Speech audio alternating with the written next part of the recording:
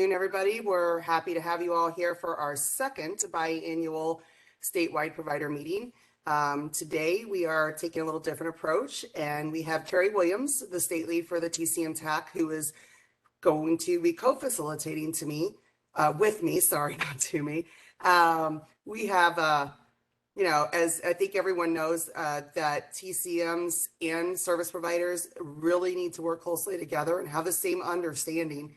And so we talked, Carrie and I, and we decided that it would really be a good idea to incorporate subject matter for both sides of service delivery and invite both sides to the table so that they could hear everything together, interpret it together, and be able to move forward with the same understanding. So today we have a quite lofty agenda, very ambitious, that we hope to get through. Pretty consistent with our agenda today. We only have one change, and that is Mr. Clay Starnes is not going to be able to be with us today. And so he asked me to cover his slides to help you understand the current RAS assessment.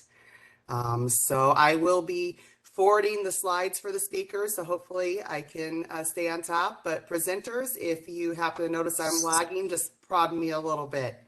All right. So we'll get started, and our first presenter today is Shelly Brown, and we'll just move right on. Shelly, if you'll introduce the next presenter and so on, we'll just move right through the presentation. Okay, great.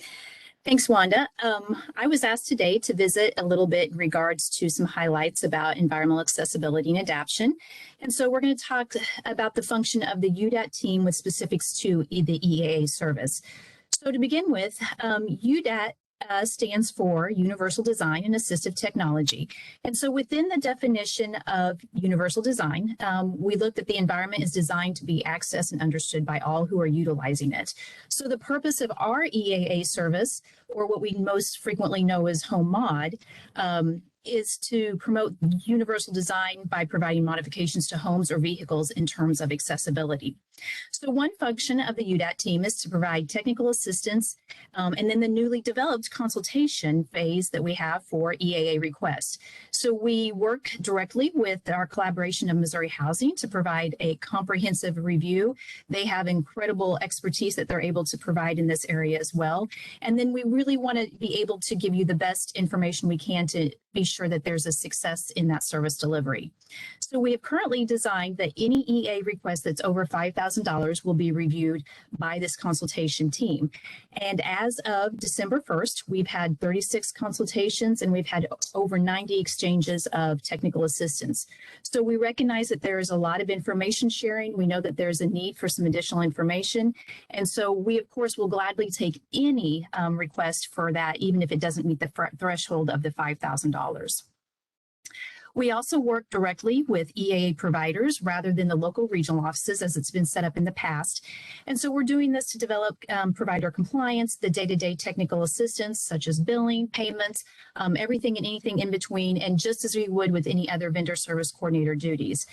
We currently have Jason Elmore serving as our vendor service coordinator, and so he's really working with providers to perform all those duties specific to EAA services. A few resources that we wanted to share is that we did have a webinar back in November, and it is available here on the website through this link. And this provides just an overview of the EA process and the requirements. We also outlined some of the additional tools that we designed in order to try to ensure compliance and really help team develop a comprehensive plan when they're authorizing EA services. So if you go to the tools link, that will also give you some more details of the processes. Knowing we don't have extra time today to go through all of those, really taking the opportunity to go through that will give you some more understanding of how to utilize those tools, why they're in place, and then of course go into more detail about that consultation that we just briefly discussed. We also recognize that there's a lot of additional work to be done. So just as we identify through every consultation or every exchange we have, we see new issues arising, or we see that there needs to be clarification, or there might be some confusion. So we're really currently working to try to identify any potential barriers, and then what efforts can be strategized to really resolve those and work for the best of all those people involved. So currently we're working to enhance some website content. pretty diligent on establishing some data reports, and then any subsequent reviews we can use of that data to help guide in decisions or to help identify new trends that we need to be aware of. Also, we'll be making efforts to provide additional training or support in the near future. This is going to be specific to some processes and consistency. One thing we've noted is there seems to be various uses of the EA services throughout the state. So we're really going to make efforts to try to make that as consistent application as we can statewide. We're also excited that this is an opportunity for us to work directly with EAA providers. This is an area where maybe they haven't always had quite the intimate contact with the division before. So one of those efforts that we're doing is to conduct quarterly meetings that is specific to EA providers. And this is an opportunity, just like these meetings, to have updates, but to also generate discussion and to get some feedback from them on what's working, what's not working, and perhaps if we need to review practices or processes and what we can do in place to really make sure we're putting the best efforts forth. Our first meeting for that was back in January, and our next one is scheduled for April. We're currently working to really encourage participation of all EA providers. And so once we get a little more established, we really want to open those meetings up to everybody and anybody so that we can get feedback and discussion from all and really use that feedback to give to the division so that they can explore opportunities for additional enhancements or changes that might possibly need to be made. So that's just a quick overview of where we are with EAA, specifically under the UDAT umbrella. If you have any questions, if you want some training at the local level, if you want just to have individual discussions, or you want us to come into your local provider meetings, we're happy to do that. Just contact myself or Jason Elmore, and we will happily get you some more information. I think Holly is up next, and she's going to go on and give an update on the assistive technology side of UDAT. Good afternoon. I'm Holly Reif. I'm the Provider Relations Specialist for Technology First through UDAT. So I wanted to start off this afternoon talking about SHIFT. SHIFT is a national recognized education platform on enabling technology. They offer accreditations for direct care professionals, community providers, support coordinators, degreed professional managers, and leadership staff. Last year, the division worked with SHIFT to accredit 11 enabling technology information specialists and 2 community providers. This year, we're developing a group of technology explorers. Along with the technology explorers, we will be working on year 2 education and accreditation for the community providers and the information technology, enabling technology information specialists. That's a really long word, so we say ETIS for short, and ITAS. What are the navigators? Well, the navigators are a group of support coordinators who are SHIFT accredited, and their program is called a navigator. We had support coordinators apply and be selected to participate in the accreditation. They were 21 support coordinators and 1 self-direct coordinator, and they come from Kansas City, Central Missouri, St. Louis, in the Springfield regions. Their training is going to include online learning and some virtual coaching from SHIFT. The hypothesis for our project is, does increasing education, training, and support around enabling technology increase authorizations, utilization, and general awareness around technology-supported outcomes to improve and/or maintain independence? The Technology Explorers Education Project will collect and measure data. The navigators will support and guide fellow support coordinators, and there'll be a monthly Technology Explorers meeting in which any support coordinator can attend to receive coaching around technology-supported outcomes. Healthcare Assessment and Coordination, HAC, is a service that is a direct online or phone support that assists medical and health needs and can coordinate urgent and/or emergent care. Doctors who are supporting this service are specially trained to support individuals who have IDDD and is available in all 4 waivers. Currently, StationMD is our only provider of HAC. As of December 31st, 2021, the Medicaid waiver is the only funding source for health HAC. Therefore, people must be authorized through the Medicaid waiver in order to receive this service. If a person is in the waiver but has not yet been authorized, there are a few options. They can request an addendum through their support coordinator, authorize it at the annual plan, or they can access the service directly by calling Station MD. Once they call Station MD, they can receive the service. Station MD generates a monthly report of all new users who called who are not currently in the waiver. UDAT and the tax work together then to inform the support coordinator who worked to obtain an authorization at the date of the initial call. The SC will authorize HAC at the date of the initial call to Station MD for $30, whether it be a partial month and any subsequent full months. The service is authorized under the code 99499. We have seen some great success with using HAC and Station MD. I didn't have time to get the slide updated for our newest data, but as you can see in December, they supported 307 consultations, and only 12 of those had to be referred on to emergency care, which meant 295 individuals avoided the stress and complications of having to seek in-person emergency care.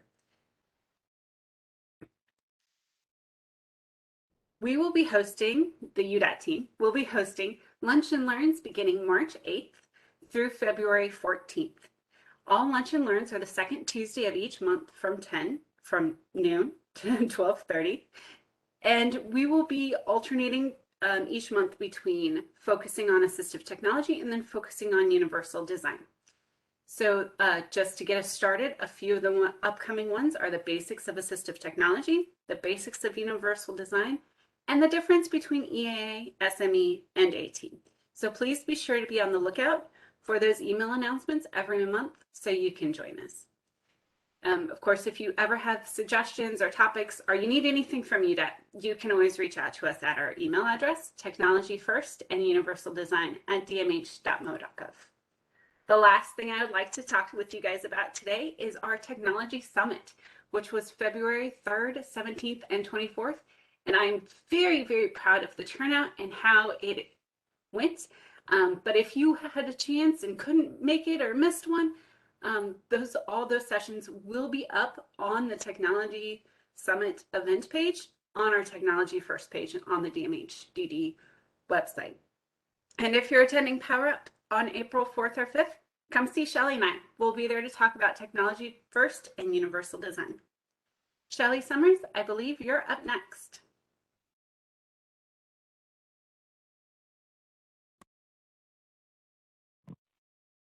Thank you, Holly.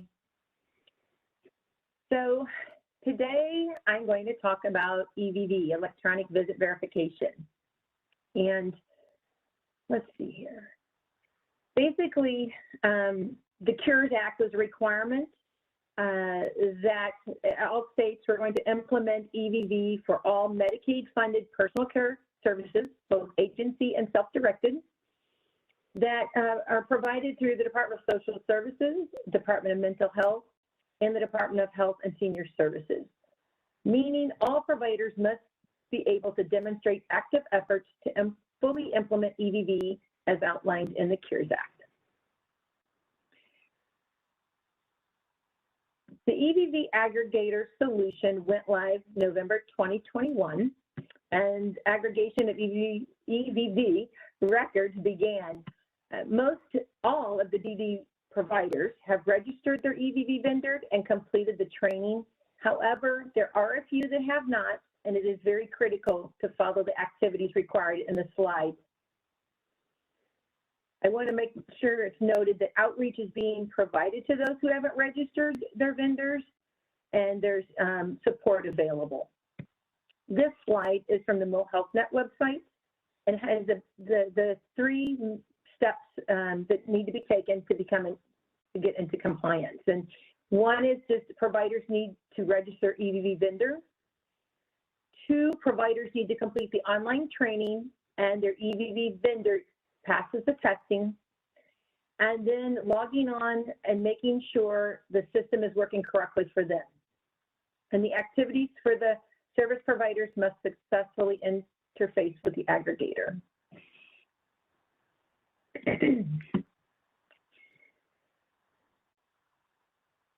We do want to address a few issues and trends that have been, we've been noticing. And basically, MoHealthNet and the division have been providing technical assistance to providers, and they've had very similar issues. So, and there again, please keep in mind there is ongoing support and monitoring that's offered for that EVV vendor provider credentialing process. And also, something else to note, that the billing process in Seymour has not changed due to EVV. We've noticed that there's been some billing rejections, and with the batch billing, the providers have been including that waiver modifier, and that will be rejected with Seymour. The waiver modifiers are required to be added to the EVV record, or that record will reject. And then, however, for billing services, service claims in Seymour, the waiver modifiers are automatically added on by Seymour, and they should not be added. So I know that gets a little complicated. A couple other trends that we have noticed, and it's been brought to our attention, that the memo field is being used for other things than the memo. So there's some providers entering mileage information, no comment, rather than entering the appropriate documentation. So the EVV team is really brainstorming some effective ways of reaching out to providers to let them know what is expected to be entered in the memo field.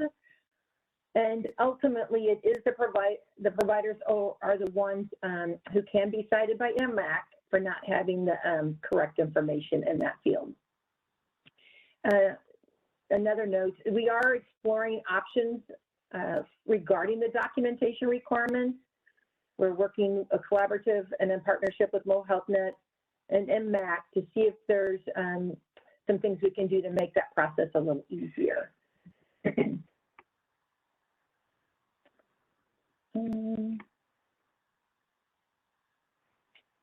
And then last, we've got some EVV resources here. I hope they're very helpful that I want to share. And this is the link to the MoHealthNet EVV page, the FAQ, which is really a good resource I go to often.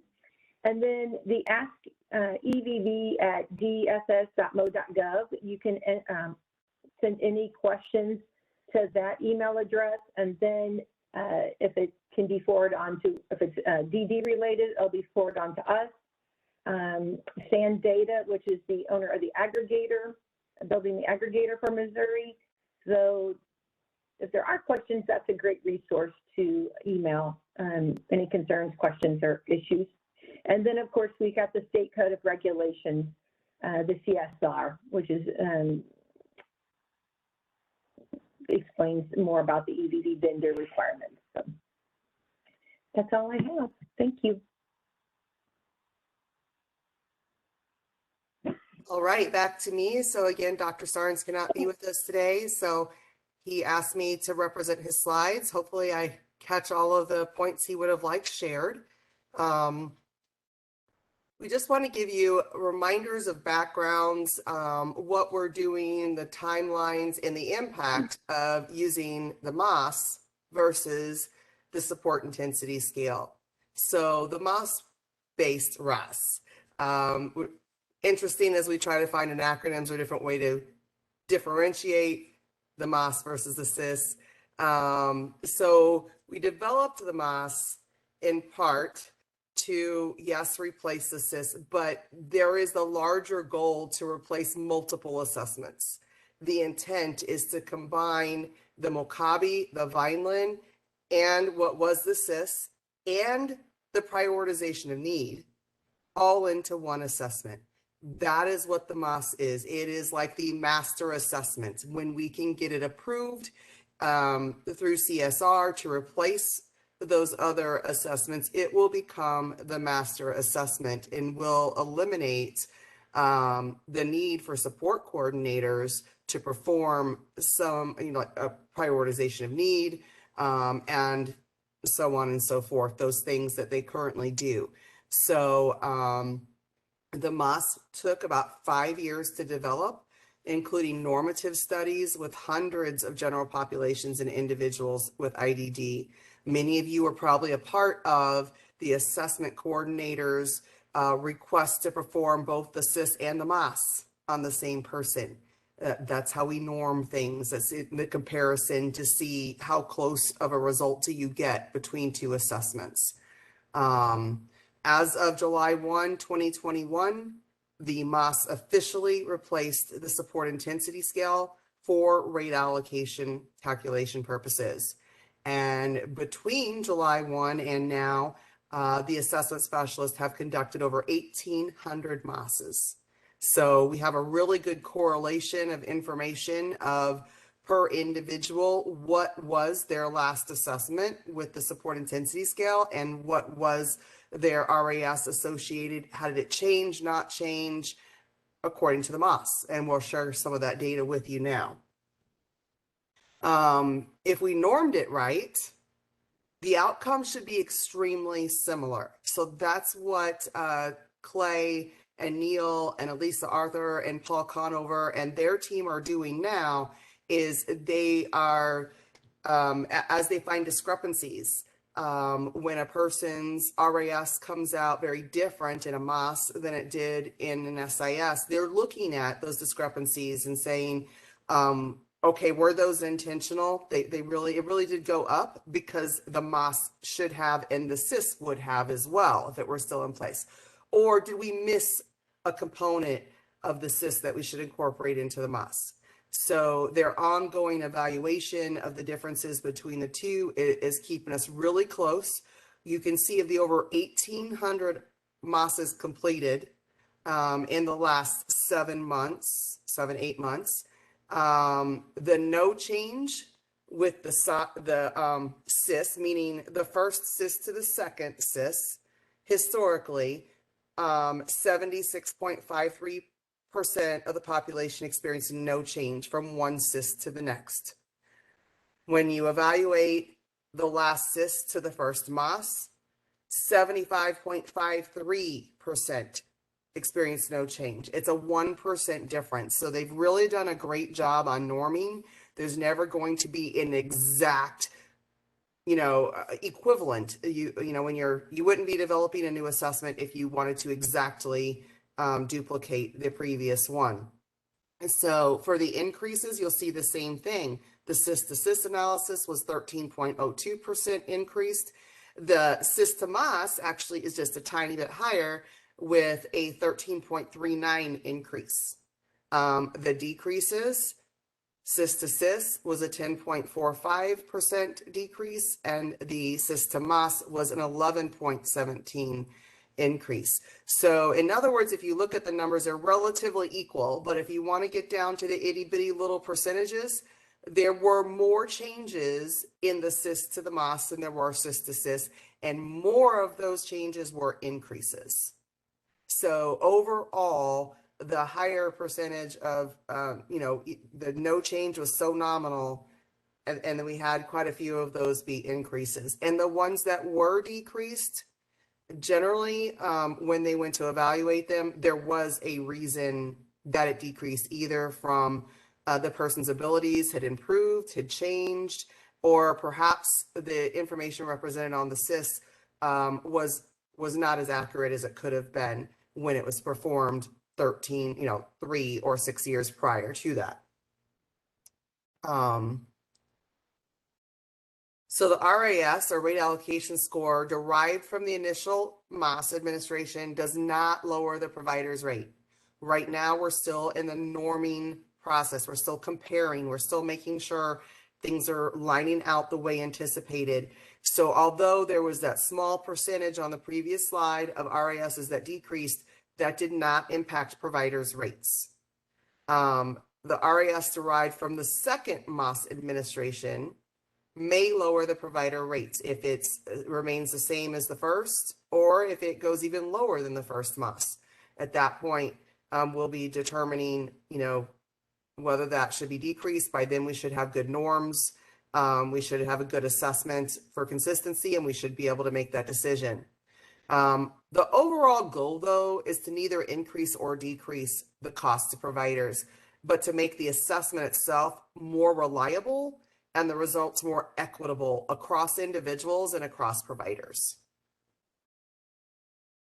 One of the things a little later, the enrollment and rate team is going to come on and share with you some really great information, some work we're doing with making the RAS data available to you. As we know, it currently is not, since we went to the MOS. And so we're making some really great headway and efforts, and they'll talk a little bit about that later during the enrollment and rate team update. So one of the things I wanted to share with you is an effort we're doing. We know through org efficiency that we've had a lot of changes, and some providers are working with vendor service coordinators that they previously didn't know existed, right? You might be working, if you are, obviously, if you're EAA provider, you probably didn't know the members of the UDAT team before. And so as we try to equalize our load so that we're more consistently distributed and can offer better supports to providers, that means moving caseloads, equalizing them more along the lines of what a support coordinator does with the people they serve, instead of solely going by geographic area.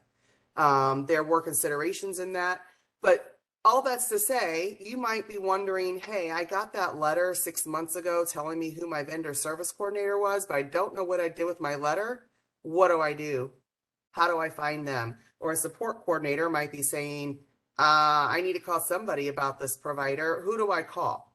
So if you, we have entered, and we are in the process of going through and making sure on every provider contract that it is entered accurately.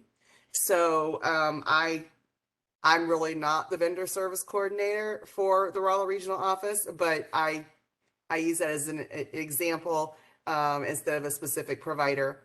So when you go to Seymour and you open the provider's contract and you search for the provider, in this case, Raleigh Regional Office, you see these tabs: name, addresses, phone, contacts.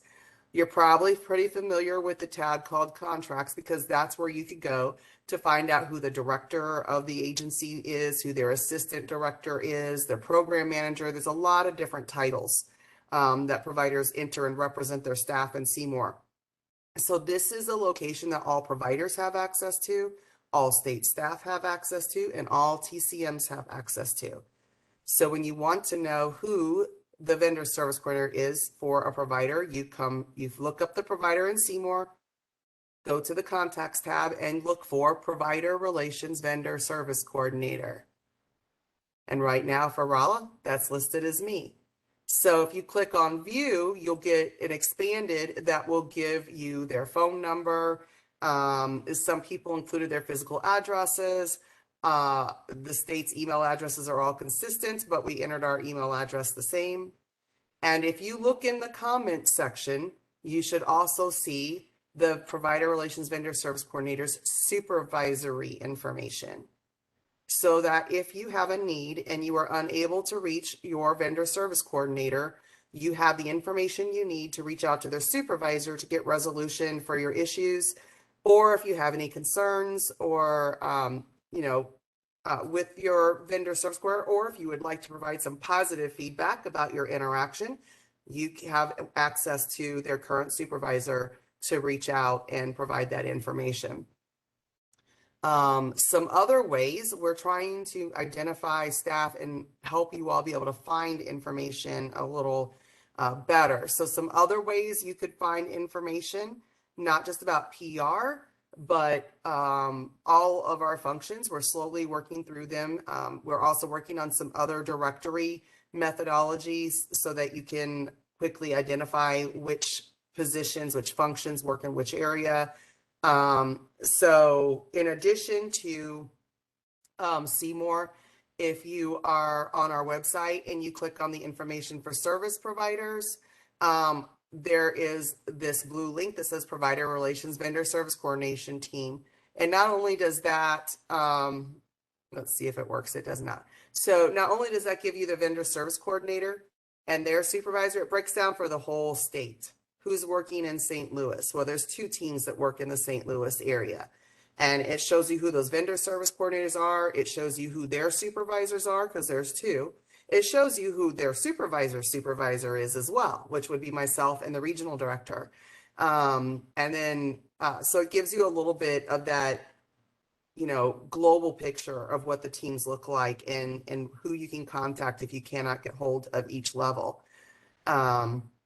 You can also, there's also a link of to the Employment First Specialist, their information.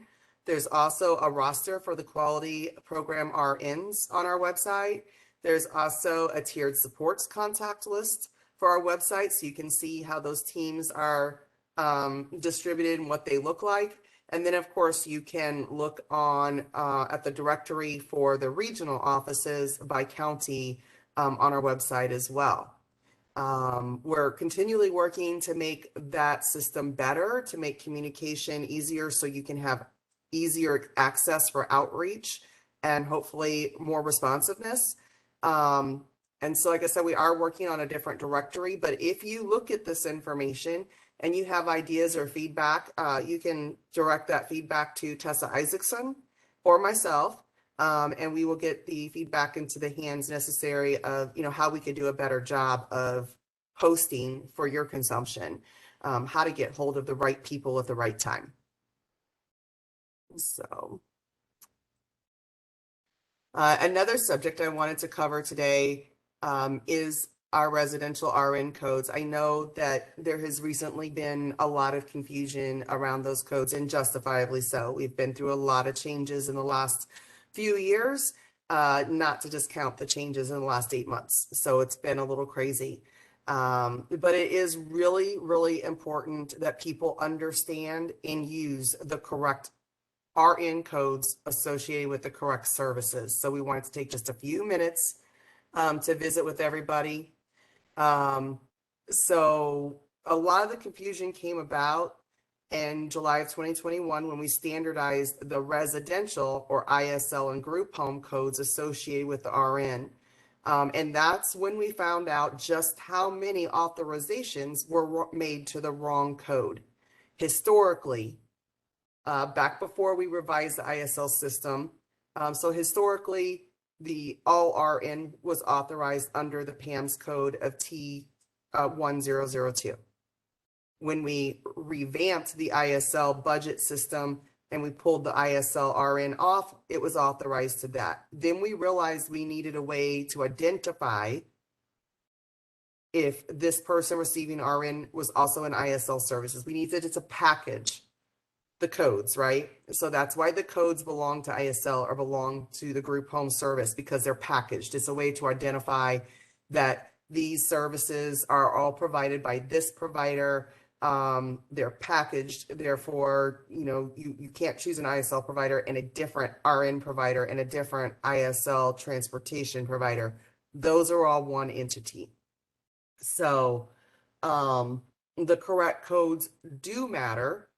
And we started working towards identifying by report anyone receiving ISL or group home services that was authorized to the wrong code, and started communicating that out and asking for corrections. That would have been in September of 2021. All of those authorizations should be changed by now. There should not be any ISL or group home services authorized to T1002 without a modifier. The transition was immediate. It was not do it at the next ISP. So if you had an incorrect authorization, it should have been communicated. It should have been corrected from that point going forward, unless simply we were able to verify that you never had the right code on your contract to begin with. If you never had the right code on your contract to begin with, then we did move backwards. But if you had it and simply were billing to the wrong code and had not gotten it corrected before July 1, when we identified it in September, we moved forward with fixing it from that point in time forward. I have been hearing from a few providers that they still do not have corrected RN codes, that they've asked and have not received modification to have their codes switched over, which is a problem not only for audit, but also for many of these providers. The rate is different for T1002 than it is for T1002TD. And so if you haven't changed, it could be the difference in $3 a 15-minute unit that the provider is not currently getting because the authorization has not been changed. So for a little reminder, if a person is receiving ISL services per the waiver manual, per the waiver application, and per bulletin number 14, dated in December of 2017, was when we communicated that this change should occur. That person should be using T1002TD. There has to be a modifier behind that RN code to associate it with ISL services. Just as a reminder, it is the standard minimum is 60 units per month, or I'm sorry, 60 units per year, a minimum of 2 units per month required. That way you can kind of ebb and flow and use those units where you need them if a person needs them more on one month than the other. Some people have more than that, but this is the minimum requirement. We also have a residential code for ISL LPN. That is not an automatic authorization. There is no minimum requirement. That is only if justified and approved by UR that the person has that code authorized. Likewise, to the ISL monthly RN, the group home has a code with a modifier. Anyone currently authorized to group home has 1.25 or 5 units per month built into their group home daily rate. That is the minimum requirement. Most group home people do not use the additional code T1002HQ. That code is only if the person can justify and be approved for UR that they need more than the 1.25 hours that are built into the group home's daily rate. So, need to make sure that you're using the right code if you're asking for more than the 1.25 in their daily rate. Likewise, the LPN is the same thing. There's no minimum for that LPN. That is as approved by UR. Shared living is its own thing. Shared living is the only residential or quasi-residential service that does use the PAMS code. I can offer you no reason why we did not think to create a modifier associated with the shared living code. We currently have a shared living work group underway, and we are looking at making modifications to that service. We're also looking at ways we need to address that. I think everyone knows, and we at the division fully understand that RNs are a hot commodity, and that it is very difficult to attract them. And we need to have a consistent rate so you can do that. The rate for shared living, for ISL, for group home, they're doing the same service in that residential oversight. So we are looking at that, we're working on that, talking about how we can make that difference. Just as the RN uses the PAMS code, so does the LPN if above and beyond, if requested and approved by UR. So hopefully that will shed a little bit of light. Again, providers, if you have someone in your services that you find you are still billing without the modifier for this, you need to immediately contact your support coordinator and ask for that to be corrected. Support coordinators, if you find that that is true, need to immediately correct it. Again, this is not something that waits till the next ISP renewal. Providers need the correct codes and correct rates as they're identified. If you find that you have more than a handful, if you can't get it, if you cannot get it corrected, please reach out to your provider relations vendor service coordinator. I know I have already heard from one, and I'm sure there are others out there who's provided me with a list of their people receiving ISL services who are not authorized to the right code. So we'll be working through that. So if you find you can't get rectification, please reach out so we can help you get that achieved. Okay. So now I am going to turn it over to the enrollment and rate team. I believe Lisa and Carla are with us. I think Michelle is on leave, and I will let them take it away. Ladies. Good afternoon, everyone. The enrollment and rate team is comprised of 3 provider relations leads, and that includes Michelle Brown, Carla, and myself, Lisa Price-T. Our primary functions include onboarding prospective providers, working with current providers needing to amend their service contract, such as adding a new service, and we also complete rate allocation score evaluations.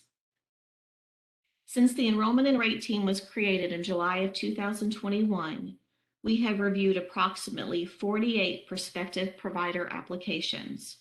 Of those, 28 applications are approved to proceed, and those applications are in a variety of stages in the enrollment process. We hold the required system and philosophy training monthly for enrolling agencies.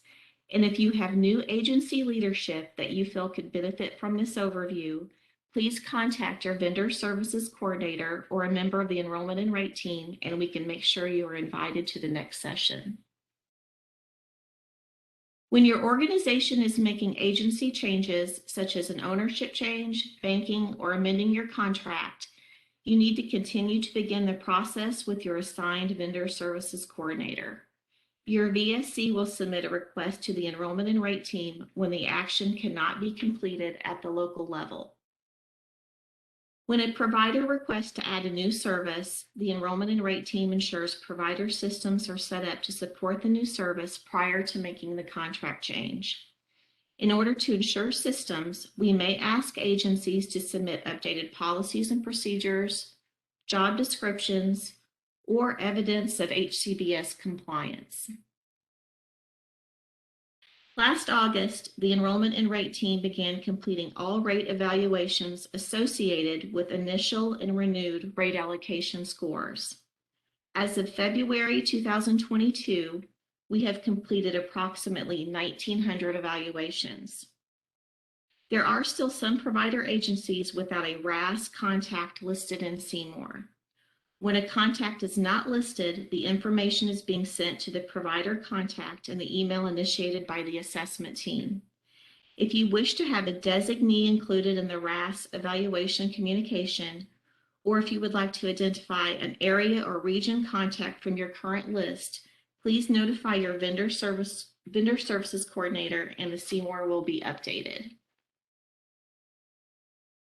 Rate allocation score information is now available in CMOR for any individual who has been assessed using the MOS, which implemented in July of 2021. This information is found under Consumer Demographics and then under Identifiers. You may need to click the tree in CMOR to open to the correct category, but every provider and support coordinator has access to their identifiers information. If a person who has a MOS also had a previous rate allocation score generated from the SIS, the rate allocation score information associated with the SIS is also reflected in CMOR. The SIS rate allocation score information found under identifiers is converted to the current 5-point scale, meaning a SIS rate allocation score of 7 will reflect as a 5 after the conversion. When you receive notification the division is honoring the higher RAS, this means the current rate is not decreasing based on the updated rate allocation score. The rate will not reduce unless there is a contracted rate change, or if the MOS rate allocation score continues to be lower than the last SIS rate allocation score. In the example on this slide, the SIS was a 5 on the 5-point scale, and the MOS rate allocation score is a 3. If the MOS rate allocation score stays the same at the next assessment, the rate will reduce. If a person has not yet had a MOS, there is no rate allocation score information available in CMOR. We have submitted a request for the historical SIS data back to 2017 to be uploaded to the identifiers, and we will let you know when that's available. Okay, that's all for the enrollment and rate team, and I believe Lucas Evans is next. Hello, everybody. Here that I start my clock here, so I set on my time. You can go to the next slide, please, Wanda. Okay, so everybody is talking about crisis. It's the hot topic or the pain point or however you want to describe it. And so I wanted to spend some time just kind of talking about crisis in general. The first thing is, don't try to read this entire slide. This is really just a backdrop for a discussion. You can look at the slides after the presentation. You'll have access to them. I think Kat dropped it in the chat. You can zoom in and you can look at all of this stuff. So that's the first thing. The second thing is, even though this is where we are now, it's also kind of where we've been for a while. So the thing about our current kind of crisis is that, you know, we've always kind of had a level of crisis ever since I've been a part of DD. And one of the things we haven't done a great job at as a community, as everybody, is trying to figure out what do we mean when we say crisis, because it really is a catch-all term that covers really a huge amount of things that could be going wrong. And so to try to approach this in a problem-solving fashion, not that we haven't before, but currently with the public health emergency and the staffing shortages, like it's just become something that we can no longer not immediately address. And so trying to think about what crisis means, there's some common urgent needs that seem to just crop up over and over and over. And these come in forms of teams needing a break from an individual so that they can kind of get their supports in order so they can accept the person back. It could be that the person themselves needs crisis stabilization, or that they are going to be homeless and they need a place to live. That is a common occurrence right now. It could be that they need some step down place to go between a restrictive setting and a typical ISL setting. It could be that they need intensive in-home treatment.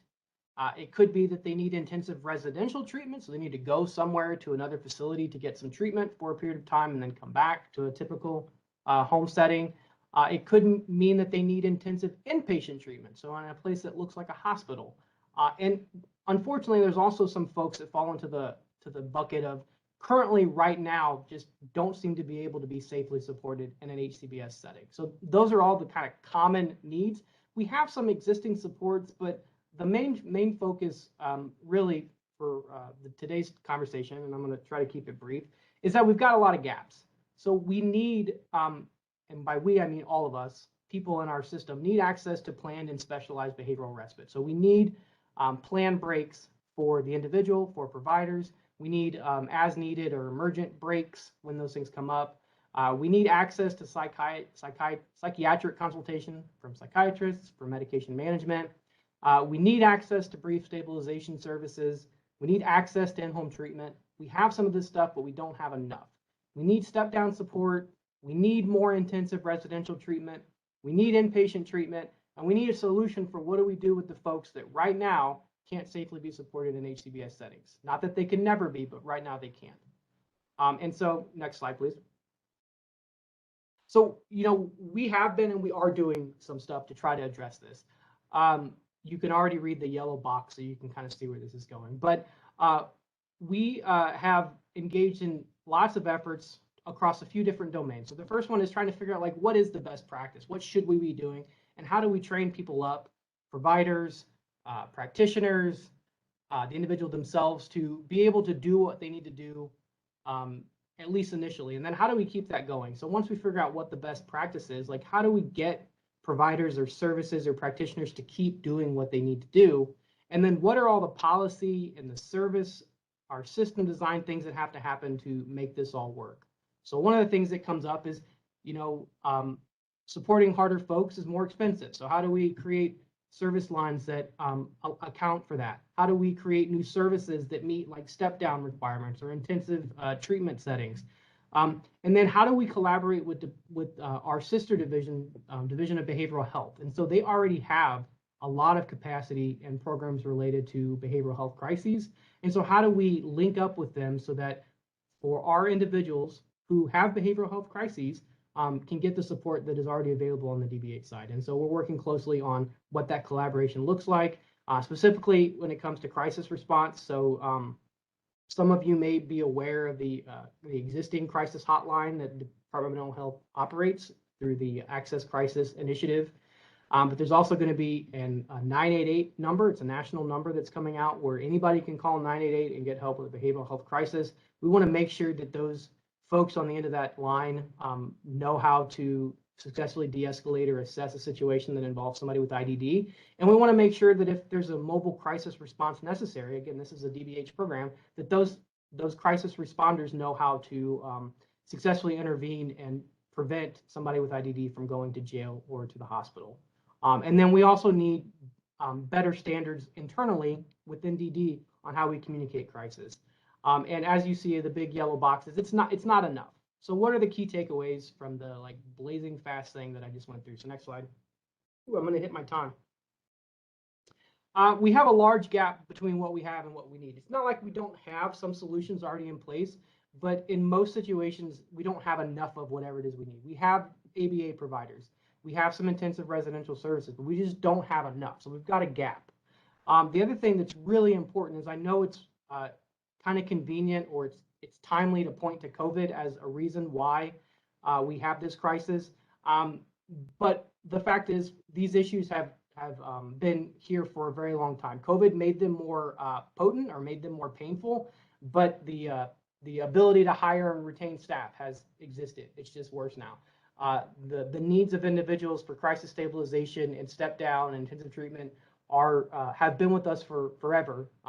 Even before deinstitutionalization, but certainly since deinstitutionalization, COVID made it worse. So COVID's not the sole cause, it made it worse. And the last thing is that it's not a DBH, it's not a DD, it's not a community provider, and it's not a hospital problem. It's really all of our problem. We all have some ownership of this, which really leads into my last slide. We want to problem solve with you all. So we don't have all the answers. You don't have all the answers. DBH doesn't have all the answers, but together, perhaps we can come up with some answers to some of these very hard, very long-standing problems. So stay tuned for some upcoming opportunities to do some of this problem solving with us, between yourselves, between us, between state operated. And each session is going to be focused on one of those gaps. So if you go back to the slides, not now, but if you go back later and look at those slides, you'll see the gaps that we've identified. Each session will focus around one of those gaps. And the idea will be, how can we work together to develop some innovative solutions? So really right now, just, it's like throwing spaghetti at the wall. We're trying to see what sticks. We have a lot of opportunities to be creative. And so this is a hard problem that's not going away. And so we want to engage you all as a community to come talk to us and work with us to develop some solutions. You may already be doing some things that could be solutions. If we can just replicate it in other places, we have some providers that are developing innovative treatment models or service models. All of those things we want to leverage. We want to leverage your expertise. We need to work together because, again, this is a problem that's not going anywhere. It's been here for a long time, and it's going to take everybody working together to solve it. And that's all I've got. I've got 2 minutes left. Look at me.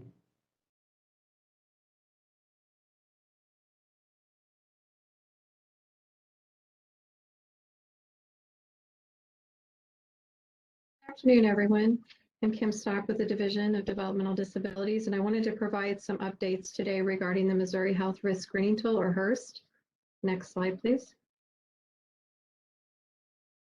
The division is currently working directly with residential providers and case management agencies that have requested to initiate implementation of the MODD HRST process.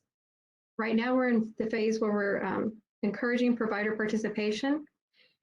Any provider agencies that are interested in initiating participation during calendar year 2022, we're asking that you submit your request and any questions pertaining to the MODD HRST process to the link that I've provided here. It's a specific link that we manage for this project. Participation at this time is going to support final process enhancements prior to us going with full statewide implementation. Statewide implementation is scheduled at this time to align with the connection go live date of May 2023.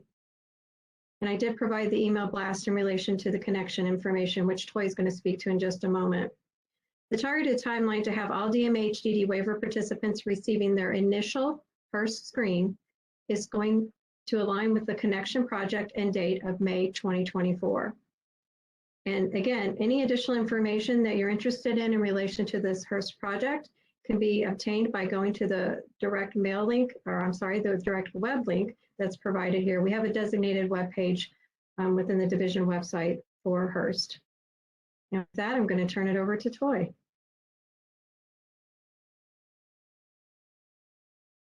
Guys, good afternoon. Okay, we'll go ahead and get started with a connection project update. Next slide. Okay, so this kind of just goes over just to give you kind of high level a project status update on where we are with kind of our health indicators that we track for the project. So currently right now in budget, we are green. We actually just got our CMS approval back in January for our fiscal 2023 budget. And we got our contract amendments approved, which allows us to add a lot of wonderful additions to this, this project, including all of our non-Medicaid, I would say non-Medicaid type programs. It allows us to do all of our case management in basically one system. So we're really excited about that. And CMS was able to give us a federal share match of 98.94%. So we're very excited that we're only going to have to use about 1.06% of GR to cover the additional cost of those programs. It also brings some additional services that will support the project post go live. We are continuing to work to baseline our IAPD budget with the moving now down into timeline with the approval of the contract amendments and that additional scope of work. We had to update our project go live. So if you aren't aware or haven't heard in other avenues, our new go live date is tentatively set for May 17th of 2023. We are currently at 66% complete with the project to date. That total percent complete just outlines per our project schedule, we should be at 65%. So we're tracking just a little bit ahead per our project schedule. We are creating some additional tasks to do we have to do a Social Security audit in the system before we bring it up so that we can have Medicare data and eligibility data in the system. So we are working on a timeline to be able to do that. For scope, we are at, just wanted to give folks an update. We have 6 different phases in the project, and currently right now we're in what's called phase 2, which is the design and build and configuration phase.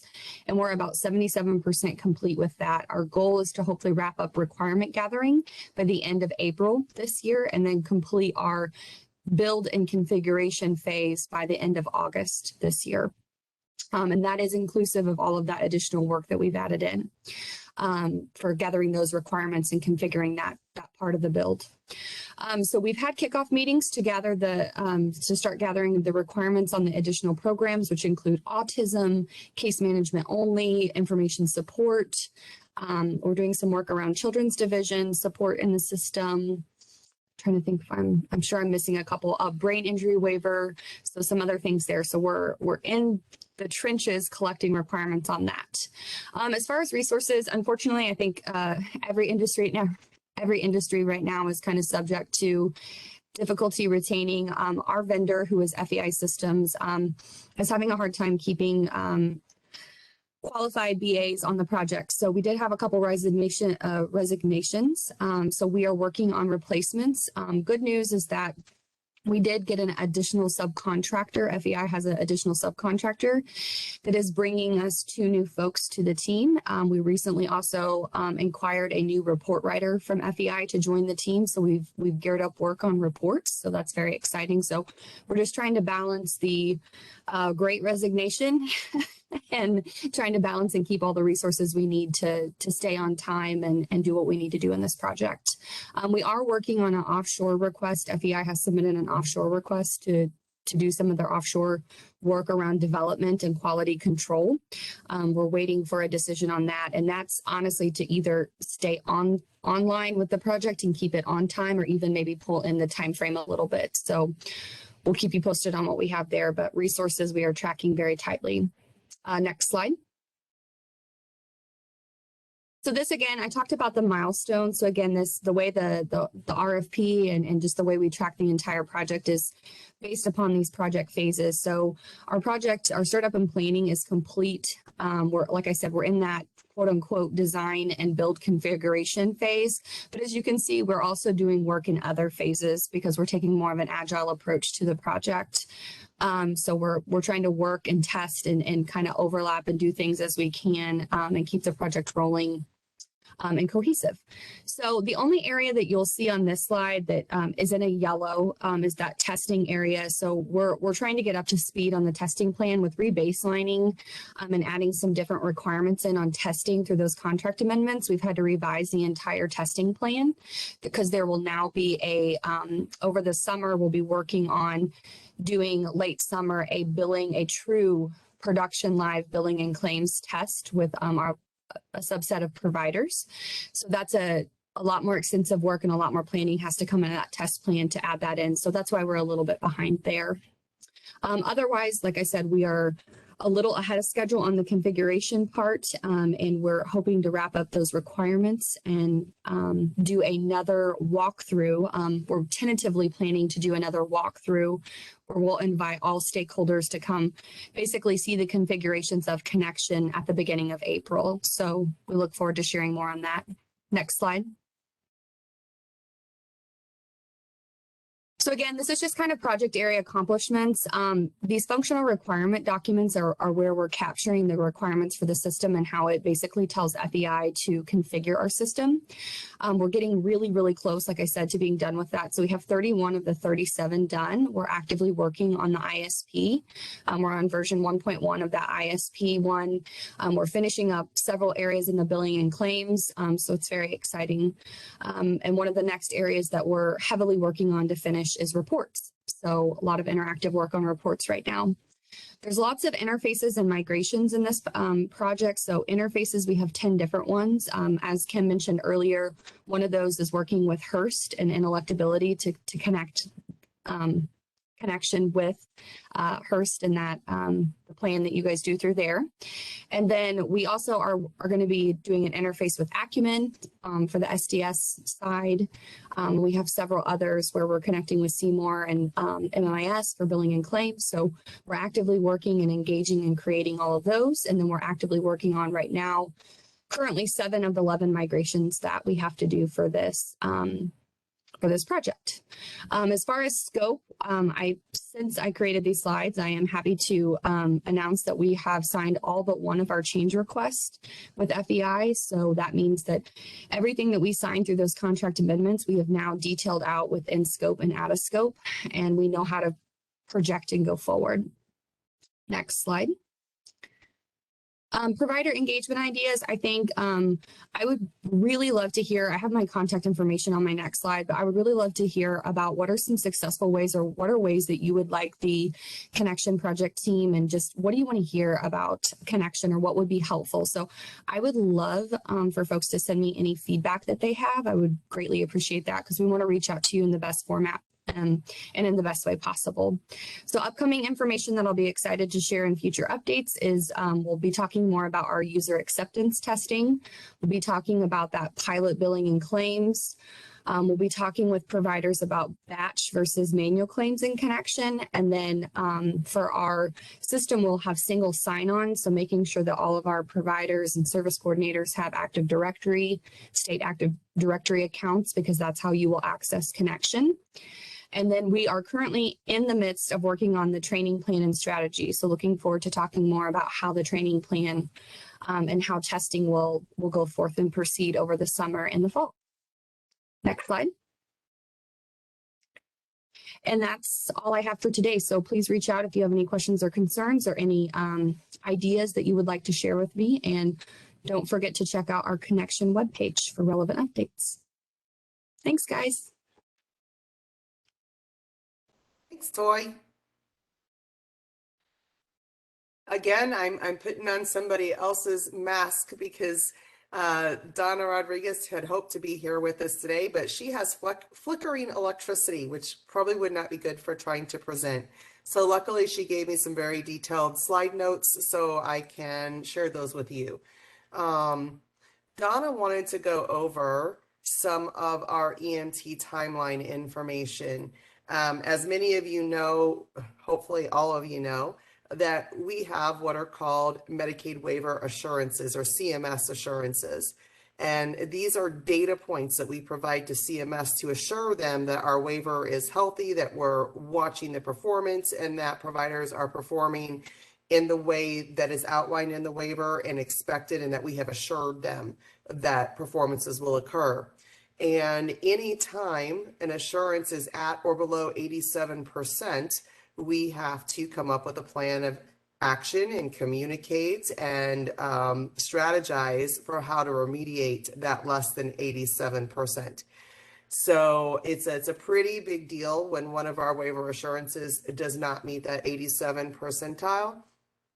And we're constantly trying to figure out how to make those better. So this is one of those things. Not only is EMT waiver assurance related, but it is also in EMT 4.070 for outlining the event reporting timelines and requirements to the regional office and event entries into the EMT system. So you can see that our timeline is we have to report the percent of compliance for event requiring immediate DMH notification and critical death, abuse and neglect, CMS performance. This is our internal measure, our performance measure for death and critical events. So the requirement is immediate reporting to DD using on-call system for after-hour holiday reporting. Luckily, that is looking pretty good. We're staying above 87%. It dropped just a little bit this last quarter. Anytime there is a drop, even small, it's of concern. And at any time there is a drop, CMS can ask us to explain why and what we're doing about it. So one of the efforts is this meeting today, or this part of the meeting today, is to share with you the data and remind people what our timelines are. So immediately report to DD use. So it's a strange thing, right? We have 4 waivers. So when we report to CMS, we have to break that data out by waiver. So while this same component up here is 89.07 is overall okay, when you split it apart across community and comprehensive is what I believe she's done, is that you can see in the community waiver, our data is below 87%. You're like, oh man, why can't you just round that up to 87? I have asked that many times, but that's not the way data works. We have to be honest and transparent about the results of our data. It is below 87%. So part of the remediation is sharing and training and just continuing to provide that outreach. So our percent for compliance for events requiring next business day notification, which are events, all other events that are not critical, death or abuse and neglect, is the next business day after the date of event or the discovery date. So you can see we are doing really good on that. We actually increased last quarter, which is fabulous. That means people are really on their game, which is really a good thing. But,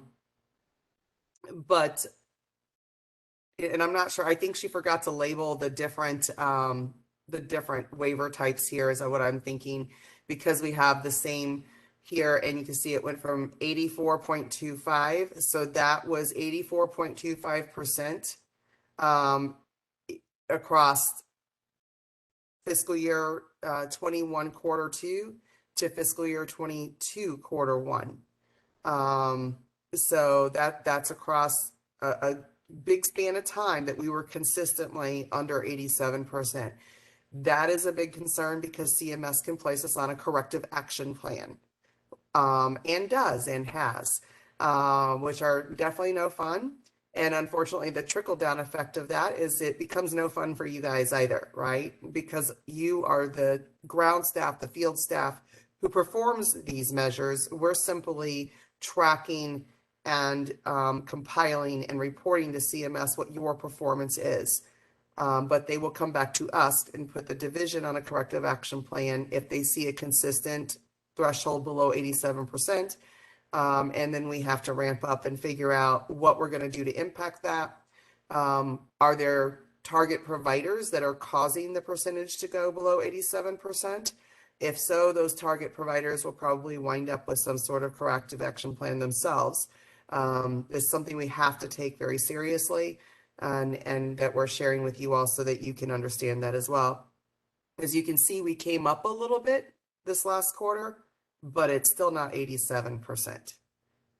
So we've now got a year's pattern of being below the 87% threshold. So Donna wanted me to remind everyone that if it is a complaint, allegation, suspicion of abuse and neglect, death, or critical event, you must immediately report the event to the regional office.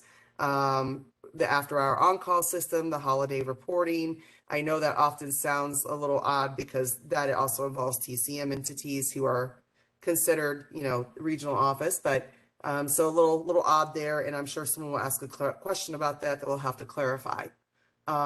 If the event occurs after DD business hours, you must immediately contact the regional office on-call system and report. The next business day, enter the event into the EMT system and document the date, time you made the verbal notification to the regional office after hours on-call system. This is the same process for death and critical events. Again, after DD business hours, use the on-call system to make your verbal notification, then document the date, time of your verbal notification. When documenting, select the regional office staff as a notification type, and for the name, enter on-call. If the abuse and neglect event occurs during DD business hours, you may use the EMT system as your method of immediate notification. Immediately after the event, into the EMT system, and for the notification type, select regional office staff, and for name, enter EMT direct entry. Your event entry will serve as a regional office notification. So there's a difference between how you process during business hours and after business hours. All other events which do not rise to the level of abuse and neglect, death, or critical must be entered into the EMT the next business day after the event occurred or was discovered. Again, you would select the notification type of regional office staff, and for name, enter EMT direct entry. Your event entry will serve as a regional office notification. So I really, the great thing about our increased communication with providers, both on Jess's Friday morning calls that she does, our various calls, and this biannual provider meeting, is that we can talk about these things. And I'm thinking probably in the future, we'll probably see more discussion, perhaps even a portion where we talk generalized information in the first 2 hours, maybe the last, and maybe we'll extend this a third hour so we can share with you specific waiver assurance data, where we're at, what's below our threshold, and our corrective action plans, and try to gather feedback and ideas of how we can mitigate some of this. We all know that these last few years during COVID has been just very difficult to navigate so many systems, not just EMT, but other things. When your staff are working 20 hours a week overtime, if not more, things get slipped, unfortunately. But these things, especially EMT timelines and anything that is a waiver assurance, which is heavily populated with health and safety, that scrutiny from CMS doesn't make allowances for things like COVID and other things. So that actually isn't something we can say as our remediation tactic. It'll get better because COVID's over. Well, they'll ask us, why did it go down at all? Because it doesn't change. So what we might try to strike slightly different strategy with talking about our waiver assurances in the future and sharing that with you, so that you can see for yourself what we're reporting and the impact that has potentially on the waiver, on you, and therefore on the people we serve. Okay. So Carrie Williams, I'm going to pass it off to you to do some support monitoring updates. Thank you very much, Wanda. Good afternoon, everyone. My name is Carrie Williams, and I'm the Targeted Case Management Technical Assistance Coordinator State Lead. Today, I am going to be covering updates to the monitoring guidance. So there is a monitoring guidance document, and it is located on the division website with the COVID-19 information where all that is housed. And to locate this specific guidance document, you're going to go out there to the COVID-19 information on the DD website. Then you will go to the DD operation provider specific guidance. And then you're going to see the monitoring guidance document, which is located there. Next slide, please. We just wanted to make sure that everyone was aware that this guidance document has been recently updated. It was last revised on 2/18/22. And this guidance document was updated to state that based on the reduced prevalence of COVID-19, as well as the availability of vaccinations, that effective April 1st, 2022, all support coordination will resume the in-person monitoring requirements. And so we're moving from that modified monitoring back to the in-person monitoring requirements. Now, the division will continue to monitor the rate of COVID-19 in our state, and we'll make any kind of adjustments as necessary to that in-person monitoring guidance and the support coordination monitoring requirements as appropriate. So you will want to please just continue to monitor the division's COVID webpage for any updates. On this slide, you can see that it includes a link to the guidance document, and we're putting it out there so that you can go directly to that document. You can review it and use it for reference then. And within that document, you'll see there is a link that, goes to our division directive 3.020 as well, which includes those monitoring requirements. So that is really what I wanted to share with you today. And I will turn it over to our next presenter. And I believe that is Ree Evans, and she will be updating on the Tier 2 prevention and transition updates. Thank you, everyone.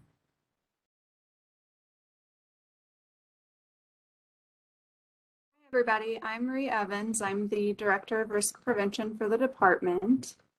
And I'm going to talk to you a little bit about some changes we've had going on with the Tier 2 Risk Prevention team and what was previously known as Community Living Coordinators. So we've been going through all sorts of organizational efficiency enhancements and some structure changes. But today I want to focus more on some recent changes that happened in January of 2022. Next slide, please. So the old transition manual was about a 60-page document that a lot of folks said wasn't really helpful. So we put together a work group of several support coordinators and a couple of risk prevention consultants who put their brains together and came up with a new solution for guiding what is best practice when it comes to moving. And the result of that is a new community transitions webpage that has all kinds of helpful documents and resources on there. We took down the old transition manual. It was very outdated, clunky, like I said, not up to date. And so now the modern webpage that we have here, I've got a screenshot there, and in a little bit I'll drop that in the chat for you as well. This really serves and functions as our new manual, and underneath the resources and forms section you'll be able to see a title that still says transition manual, and that has really a breakdown of the transition process, roles and responsibilities, and other helpful tips and tricks to help everybody be successful when a person is moving. At the top of the page, you'll see Transitions Coffee and Chat, which is our monthly ongoing virtual WebEx we have our cameras on and we chat, we problem solve what's working, what's not working, and work through any questions folks are having as we work on these efficiency updates. Another thing I want to highlight here is we really recommend that instead of downloading and saving documents to your own personal computer or your own server, that instead you always go to the web page, because that's going to make sure that you have whatever is up to date and current, especially when we're in a stage of improvement. Things could change at any moment, and you want to make sure you've got what's current. Next slide, please. So beyond the coffee and chat, which is like our informal problem solving sessions, we've also got some formal training that's been built, not only for transitions, but also we have another series that goes along with our risk prevention workshops called our Extra Scoop, which is really aimed for not only support coordinators, but providers, staff, division staff, whoever's interested in learning what that Extra Scoop is. And I'll put that in the chat as well, since it's not on the slide. The purpose of the Extra Scoop workshops is really to break down what are the things that lead to bad transitions or 30-day notices or people being stuck in the hospital. Earlier, Lucas Evans talked about the state of crisis, right? And all the things that lead to that. And really what that workshop does is focus on what are some proactive things that we can be doing to address that before it gets to the crisis point. And then we also have here on this slide transition workshops that have a more targeted audience. So these transition workshops are really focused on support coordinator supervisors. If you're not a support coordinator supervisor, you're not going to get a lot out of the training. It's really focused and geared for that direct audience, where they can come get extra support on how to run transition calls, how to support their team when they're working through the transition process, so that they can take back that training and those resources and train their own teams on how to implement strategies for success. We do require folks to register on Eventbrite. You can do that either by clicking the link in these slides or straight from the website. We have links to register as well. And there are limited seats because this is really hands-on activity based. We tell everybody you've got to have your camera on, you've got to be willing to participate because it's not a webinar. These are actual trainings where you're going to be learning and practicing skills and getting feedback. So we do limit that to 30 because otherwise it's too much to be able to have that back and forth feedback and practicing going on. But we do offer transition workshops once a month. And then we also have Extra Scoop workshops once a month and the transition coffee and chat. So 3 weeks out of the month, you can come see the Tier 2 leadership team and get some support on transitions, on risk prevention, whatever you find helpful and beneficial. And next slide, please. So some other things we're working on as we move forward with figuring out what's working and not working is we're trying to come up with smarter tracking of those crisis moves and situations. So when people are stuck in the hospital and they need to transition back out into the community, they're stuck in jail or just not able to find somebody, figuring out a way to track these situations that doesn't have multiple parties from the regional office contacting providers or contacting support coordinators. How can we streamline things so that we are working smarter and not harder? And one of the things that goes with that is we're looking at web-based referral packets and updates. So instead of a person contacting you, you could just go online and put, yeah, there's been movement with this person, there's been movement with this situation, and select from a drop down what type of movement, and it will notify automatically whoever needs to be notified. And this is important because connection won't work for every transition situation or for every move, because we have a lot of individuals that are moving that are outside of our DD system that we still come in contact with, right? So they might be with the Department of DHSS or Children's Division. And so making sure we're still able to have a smart way to track those is going to be really important.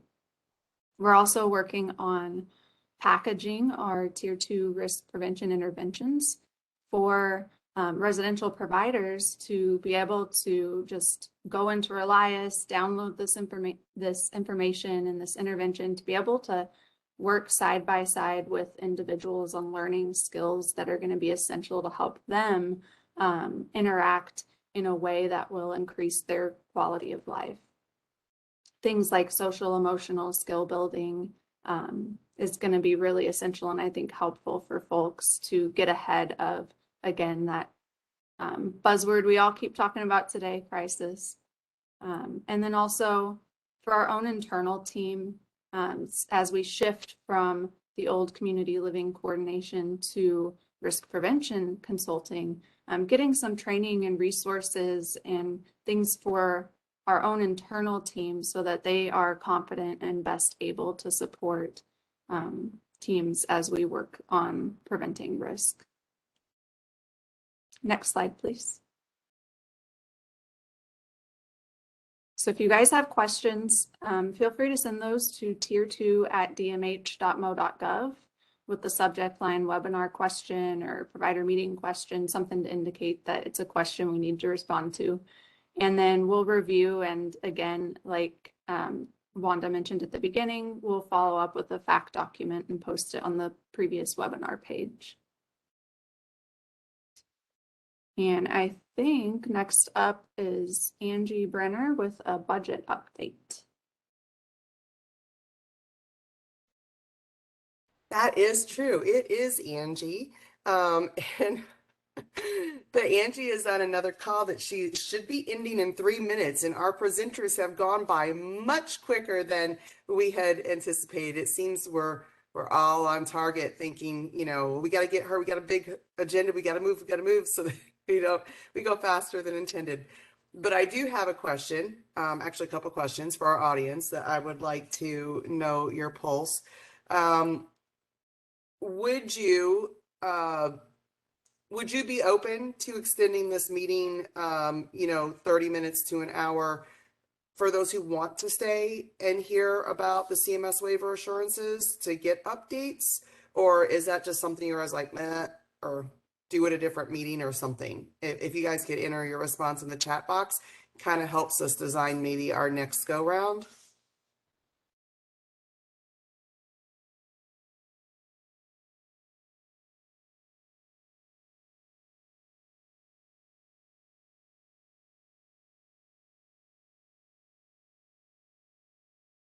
So a few people answered. A lot of people say they would prefer a separate meeting. So a few people say stay. So, okay. Hey, I got one question and Angie came on. So yay, Angie's with us. So I am going to turn it over to her and let her take it away, Angie. Okay, thank you so much. I apologize, I'm running late. We'll jump in here. A lot of slides I have today, you've probably already seen, but we will go through them. Do I have access? Oh, look at me go. Okay, yes. So budget updates. Early supplemental, governor's pay plan, and Medicaid expansion. Many providers have seen this. This did pass. So that is good news for us on the pay plan, $15 an hour, which is very similar to what you're seeing in the GovRec with rate standardization, which we'll talk about here just in a little bit. What's still going through is our supplemental for overtime, CHIP authority, case management, and DD Council COVID vaccine. These are things that we've had the CHIP authority, case management, things that we've already worked on. We're just trying to get it moved over into our regular budget appropriations. So, and then the DD Council, they are getting just some additional appropriation authority for a grant award that they had. Oh, there we, make sure I didn't skip a slide here. Moving slowly. Angie, I'm forwarding your slides for you. Oh, I just too. went to the No next wonder it's one. not working.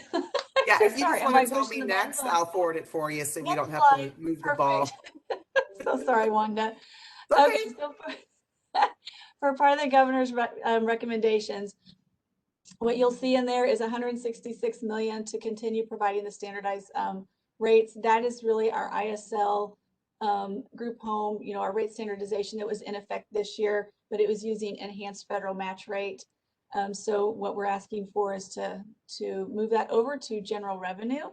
Same thing with our provider rate adjustments of $4.9 million. That's the PA rate increase that this last year they used enhanced federal match for that. So we're asking for that to be moved over to a general revenue for ongoing.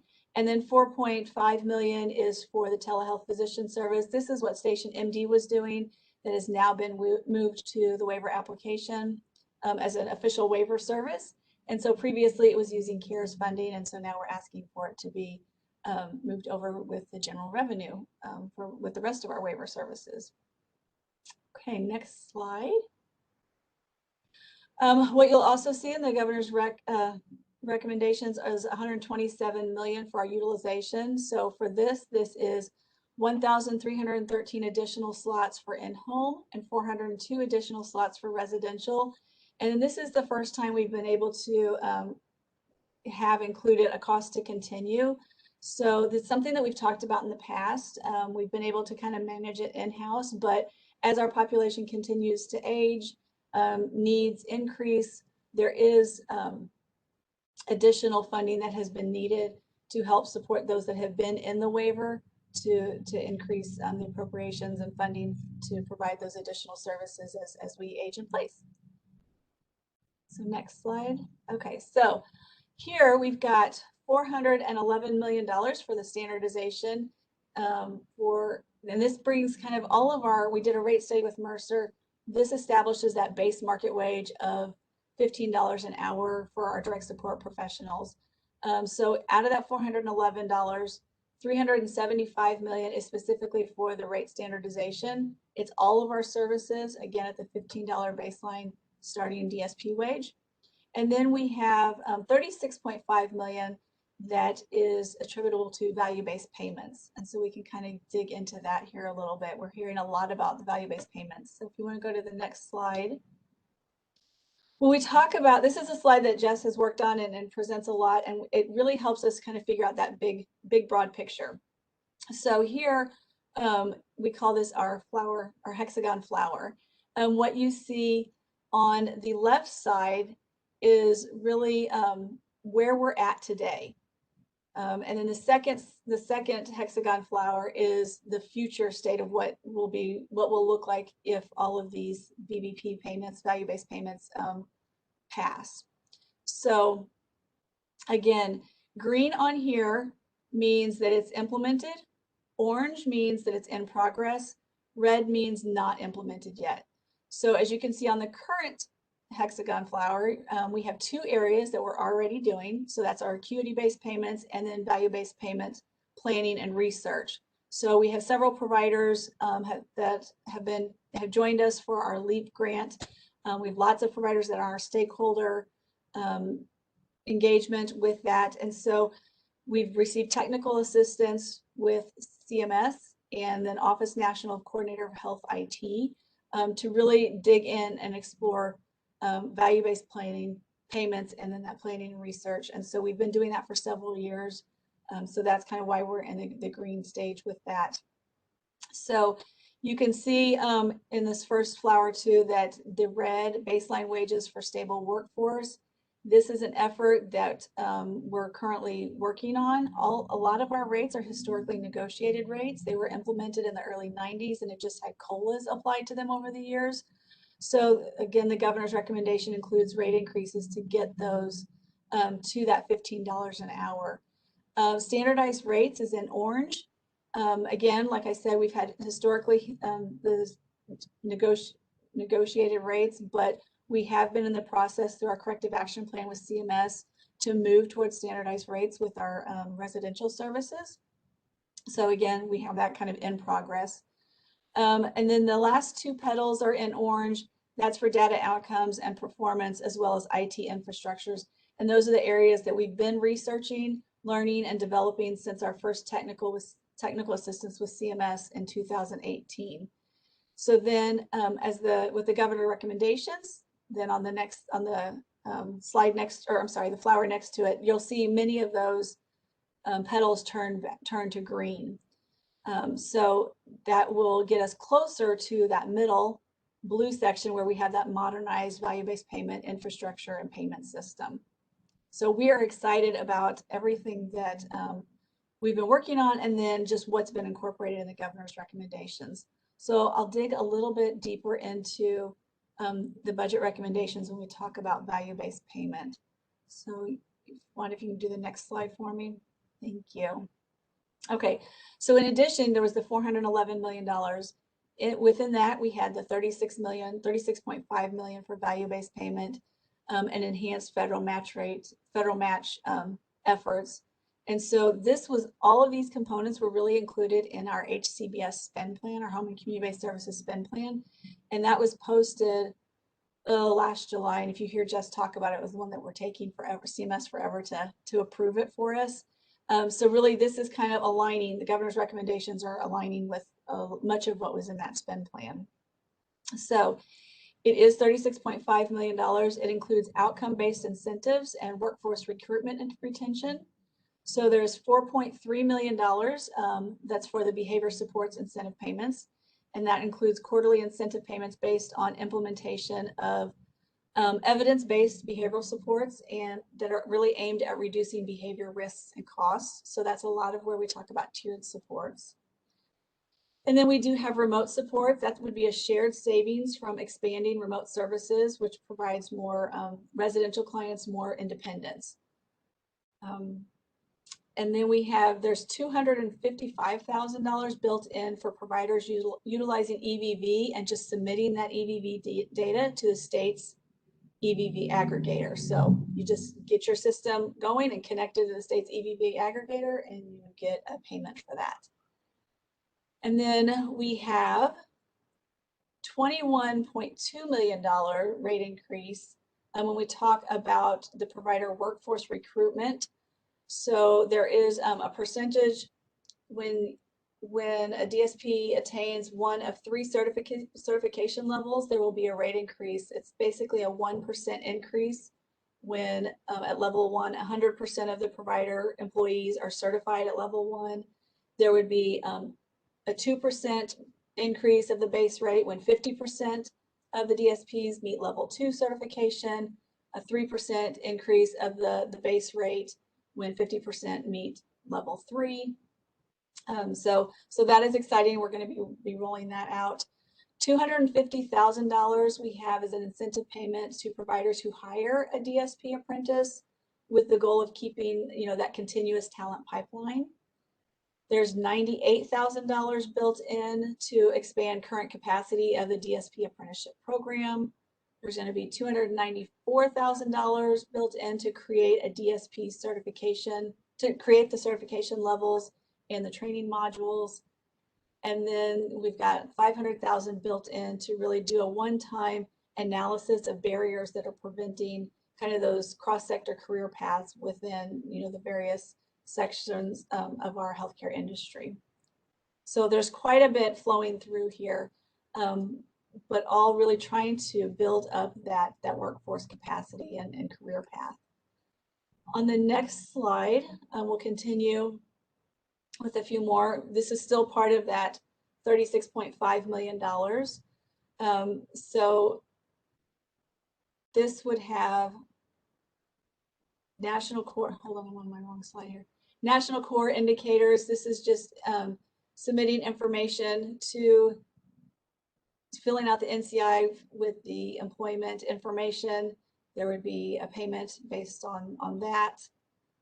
And then participating and filling out the health risk screening tool is another value-based payment model or value-based payment we would do. And then submitting employment data. If you submit, so we're going to come up with some reports, and if you submit the employment data to us, then you'll get pay for reporting. And then in addition to all of the VBPs, we've also worked on information technology. And so with that information technology, there's going to be payments built in for interoperability. And there will be payments built in for provider system enhancements. And this is really to help get our providers to a point where they can share data, build up their systems to where they can share data with health, get connected with health information exchanges, and share that data across the spectrum. We want to do that with our providers as well as connection. And many of these efforts under this information technology was really what we've explored with our LEAP grant. It helps us really build that strong foundation to having data across the board between TCM providers to our employment or to our direct service providers.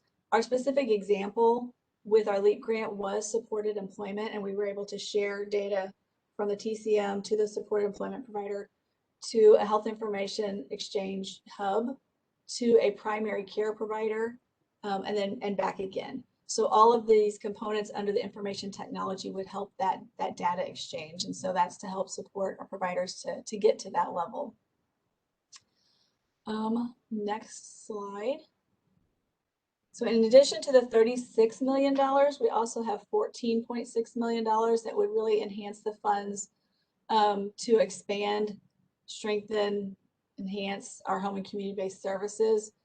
We've talked about this a lot with our providers with home modifications. Right now, you can go through an exception process for the $10,000 to get to a $10,000 limit.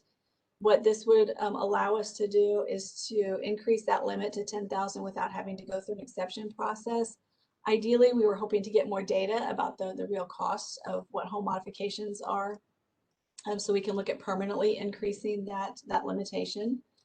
There's also funding for the development of training, and then implementation design for families, division staff, contracted service providers, TCM entities on risk mitigation and just effective plan implementation, looking at individuals' rights, dignity of risk. So there would be a value-based payment for that, building that system. And then we also have included here within this $14 million is a contract for us to really look at provider of service compliance, looking at provider annual performance reports, looking at provider scorecard, clinical mortality review, kind of beefing that up, having a due process committee coordinator, just really enhance and kind of reviewing where our system gaps are when it comes to quality. So looking for those we can implement to enhance the quality of services that we're providing to our individuals. And then last but not least on this one, we've kind of sprinkled out there over the last year or so that we are looking at doing a DD Health Home. So funding in the GovRec includes the health risk screening tool, just kind of developing that additional module to be able to be a part of that DD Health Home design. So it would be that platform that would help us move to that DD Health Home model. And I think I'm frozen, so everyone can hopefully still hear me. Wanda, can you still hear me? Yes, ma'am, I sure can. Okay, thank you. My video froze, so I was a little worried. Yeah, so let's see. Do I have one more slide? Was that it? That was it in a nutshell, really fast. I think it's exciting that there are so many, there's so much in the governor's budget recommendation for the value-based payment and health information technology. It's really important for us to have the data. That's what helps us to really ensure that we've got the quality of services. It helps our providers. It helps our primary care providers to be able to wrap around and provide the best quality services for individuals. So you will continue to hear more about this. It's still going through the process. We've presented at the House and we presented the budget at the Senate. And next week we have House subcommittee markup on the budget. And then it'll be kind of quiet then until after the legislative spring break. And then we'll probably hit the ground running again with markup and additional hearings. So we do appreciate everything you all are doing. And we know that there is a lot out there. going on right now. So I think that's what I have for you today, Wanda. I don't know if there's specific questions or. We're going to take Q&A later off to the side and then post it. Perfect, perfect. Thank you all, and I apologize, I was running late too. Thank you, Angie, and thank you to all of our presenters today. Thank you for everyone who attended the webinar. I did want to clarify, Wanda had asked the question earlier about the possibility of extending the meeting in terms of reviewing the CMS assurances and our performance measure and that reporting. And did just want to clarify that she was talking in terms of the next meeting, not asking anyone to stay beyond what we had scheduled today, but just wanting the feedback about how best to share that information in the future, whether it be part of this meeting. I did see some comments that maybe a different meeting to share that information. Anyway, just wanted to provide that clarification. Also, just a reminder that the recorded webinar will be posted out there to the DD website, and we will take those questions which were placed in the chat today. We'll review those, and then we'll develop a Q&A document, and that will be posted to our DD website along with today's presentation. So thanks again, everyone, and have a great afternoon. Bye-bye.